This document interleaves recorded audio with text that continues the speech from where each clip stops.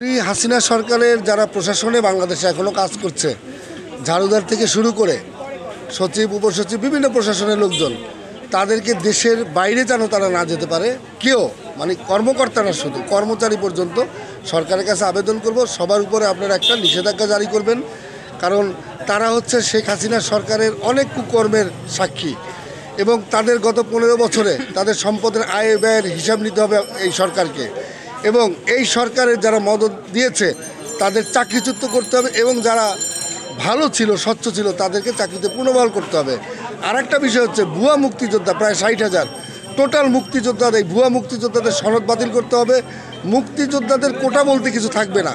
আমরা তাদের যথেষ্ট শ্রদ্ধা করি, তারা বাংলাদেশটাকে স্বাধীন করে দিয়েছে, এর চাইতে বড় 20,000 টাকার মান হতে পারে না। আমি মনে করি যে আজকে বাংলাদেশের বিভিন্ন অঞ্চলে বিএনপির বিভিন্ন জেলাতে আমরা যে খবরটা পাচ্ছি, বিএনপির নেতৃবৃন্দ, অনেকের পদ আছে, অনেকে পদ বঞ্চিত, এই নেতৃবৃন্দরা সেই আওয়ামী লীগের পেতাত্তা, যারা আওয়ামী লীগের যারা লুণ্ঠন করছে, চুরি ডাকাতি করেছে, তাদেরকে তারা গোপনে মদত দিচ্ছে, শেল্টার দিচ্ছে। এখনও অনেক জায়গায় আওয়ামী লীগের সেই বিভিন্ন বাহিনী এখনও সাভার থেকে শুরু করে অনেক জায়গাতেই আমরা তাদের প্রকাশ্যে সরব দেখছি।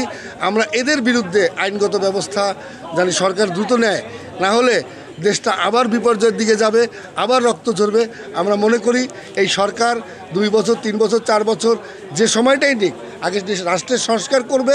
যদি তারা না পারে, তাহলে স্বাধীন বাংলাদেশের প্রথম পতাকা উত্তোলক, স্বাধীন বাংলাদেশের উপকার জনাব আসম আব্দুর রব ঘোষণা দিয়েছেন যে এদেশে একটি জাতীয় সরকার প্রয়োজন।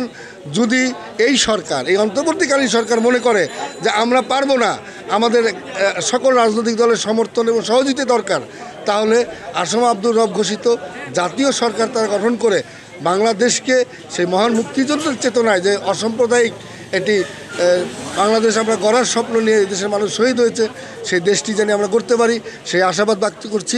সকলকে ধন্যবাদ। আসসালামু আলাইকুম।